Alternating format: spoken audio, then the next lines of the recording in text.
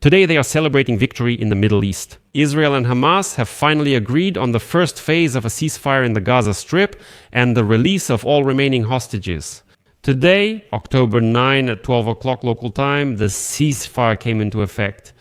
Hamas is committed to releasing all remaining hostages, while Israel is committed to withdrawing its troops to the first agreed-upon line. After that, the next stage of negotiations begins, which should lead to a complete end to the war, a full withdrawal of Israeli troops from Gaza, and the transfer of the sector to international administration.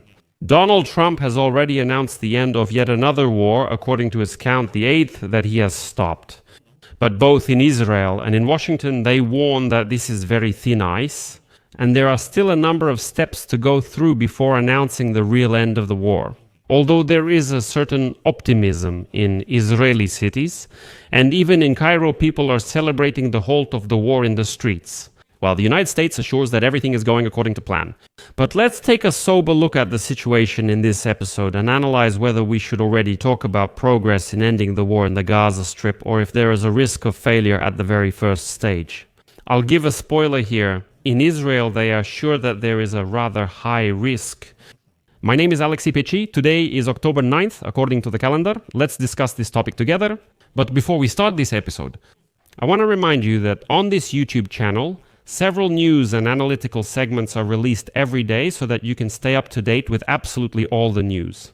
That's why I recommend you subscribe to this YouTube channel. Please leave a like and write any comment you want. And if you want to support the work of this YouTube channel, you can do so with any donation using the links and details in the description of this video. It says right there, support the YouTube channel Alexei Pechi. Choose any format that's convenient for you. I will be grateful for any support you give. Let's go through everything step by step. To put it briefly, here's the situation. Israel and Hamas in Egypt's Sharm el-Sheikh have agreed on the first phase of a ceasefire plan brokered by the United States, which will allow for the release of all hostages in the Gaza Strip, the withdrawal of Israeli troops to an agreed point, and the release of some Palestinian prisoners. The ceasefire in Gaza came into effect immediately after the agreement was approved by the Israeli government at around 12 noon. Although there is still some discrepancy here. Some media outlets have already reported today that single explosions can still be heard in the Gaza Strip, which means someone is violating the ceasefire. Well, for example, according to the Gaza Civil Defense Organization, explosions could still be heard in Gaza on Thursday morning, despite the fact that Hamas and Israel had reached a ceasefire agreement just a few hours earlier. I'll quote further. As Gaza reports, after a ceasefire agreement was announced in Gaza last night, Israel carried out a series of attacks. Explosions were heard, especially in areas north of Gaza. Moreover, a live broadcast by the Reuters news agency showed that, yes, early Thursday morning, smoke was indeed rising over the Gaza Strip, meaning the attacks really did happen. But there's one very important point here. First of all, the ceasefire will only be established after a vote in the Israeli government. And secondly, some sources in the negotiating team claim that, quote, the ceasefire should come into effect within 24 hours after it is ratified by the Israeli government. According to the agreement, this will be followed by the release of the last Israeli hostages within the next 72 hours. So the coming hours are still a very fragile situation, and the ceasefire, I repeat once again, should be declared after the vote in the Israeli government within 24 hours. There is some leeway here, but that's not all. Here's another inconsistency, or rather an attempt by Hamas to disrupt the agreement. According to a high-ranking Hamas representative, an official statement about ending the war in Gaza is necessary for the release of the hostages. In Israel, officials say they're unsure if Hamas can return some deceased hostages' bodies. But we'll come back to this later. President of the United States of America, Donald Trump, stated that the hostages will likely be released on Monday, October 13 or Tuesday the 14th. In Trump's statement, some controversial points of the proposal were not addressed, including the disarmament of Hamas and the governance of the Gaza Strip, who will govern it after the war ends. The plan was met with joy in both the Gaza Strip and Israel, although residents of both places expressed concerns about whether the initial agreement would lead to a comprehensive peace settlement. Now, let's dive a little deeper into this story. Today, Trump was the first to announce that Israel and Hamas have signed the first stage of a peace plan, that hostages will soon be released, and that Israel will soon withdraw its troops to an agreed line. There was an interesting incident when Marco Rubio was sitting at a completely different meeting not far from Donald Trump. When he heard the news from Sharm el-Sheikh where Hamas and Israel were negotiating, he quickly passed a note to Trump suggesting that he should be the first to post on Truth Social, so that he would be the first to announce the near end of the war.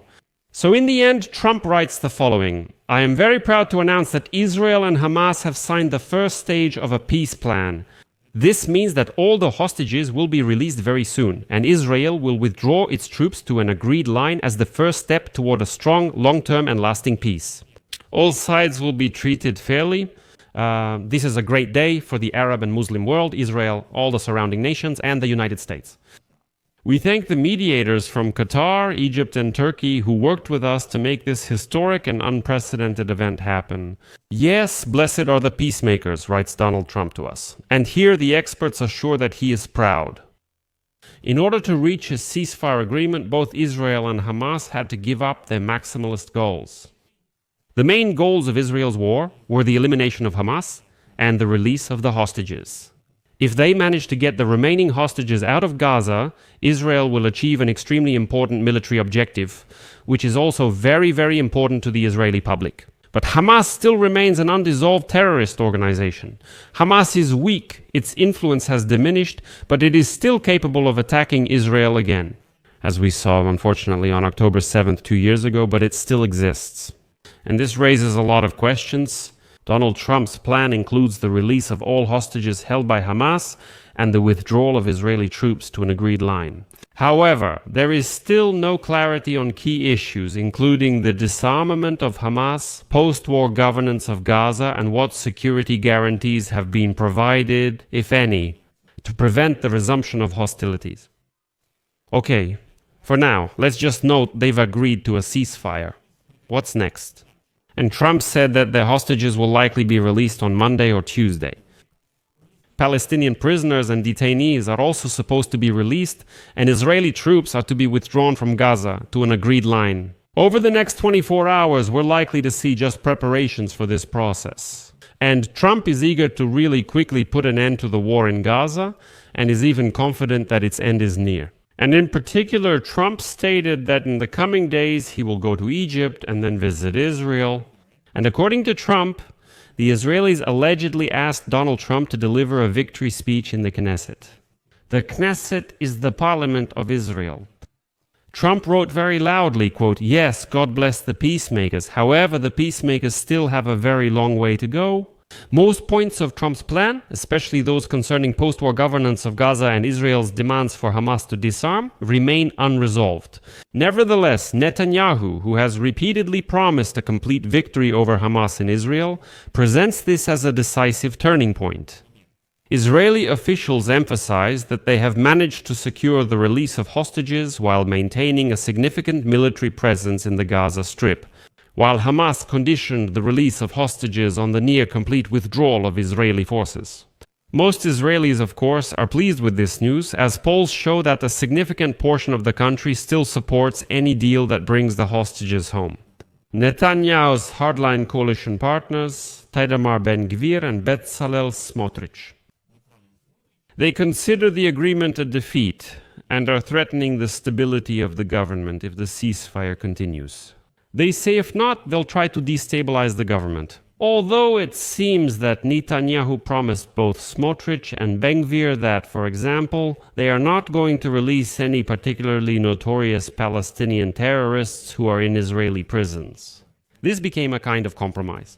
But there are still a lot of questions left. For example, what will happen if Hamas refuses to completely disarm? Should international security forces, as is also suggested, come in and take responsibility for disarming Hamas? Or does Israel have the right, for example, to participate in counter-terrorism operations and return to the Gaza Strip or remain in some of its parts in order to achieve the disarmament of Hamas? How this issue will be resolved remains unclear. Therefore, in order to continue moving forward to the second and third stages of Donald Trump's peace plan and not slip back, constant cooperation between all parties, the United States, the Arab world, and of course Israel, will be required. We are leaving Hamas out of the equation because, in fact, Hamas itself doesn't actually decide anything. I'll leave it at that for now. Share your opinions and conclusions in the comments below this video. Subscribe to the channel, hit the bell, and don't forget to give it a like. That's it for now. Take care. Goodbye, everyone.